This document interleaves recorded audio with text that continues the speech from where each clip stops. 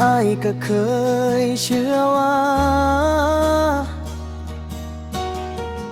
หากน้องสิมันคือคำสัญญาแต่หูบ่พอเขาเข้ามาทุกอย่างมันเปลี่ยนไปคำว่าฮักที่เคยเว้าไว้บัดนี้มันจางหายเหลือแต่อายผู้บ่มีค่ากับน้ำตาที่ไหลรินถ้าหากอายมันบ่ดีปล่อยน้องไปมีเขาก็ได้อายสิถอยออกมายอมหักพังเพื่อให้เจ้าสบายปล่อยให้เขาอับกันให้เขามีแห้งกันส่วนหักของอายขอวางใจไว้ตรงนี้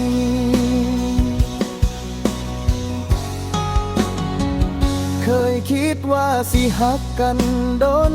เคยฝันสิสร้างทางคู่แต่มือนี้น้องบ่คือเก่าอ้อมแขนของเขากว่ายืนเบิ่งหักที่มันลับตาใจนอก็ยังบ่ลืมลาหูทั้งหูว่ามันเจ็บแต่ก็ต้องปล่อยน้องไป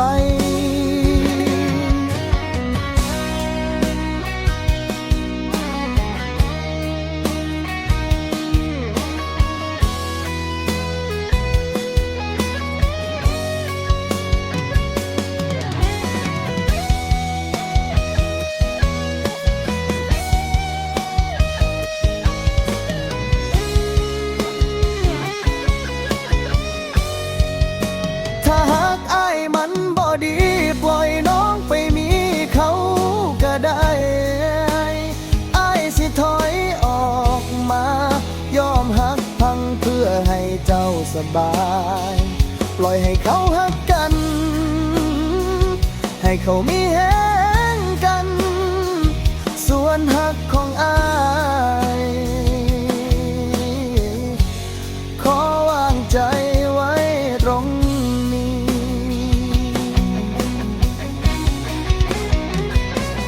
บ่โทษไผ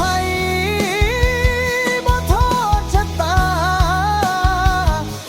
แค่บ่คิดว่าความหักสิพาอ้ายมาเจ็บปานนี้ขอให้เขาดูแลน้องดีๆส่วนทางนี้อ้ายสิอยู่กับน้ำตาอ้ายสิฮักน้องอยู่ในใจจนวันสุดท้ายของ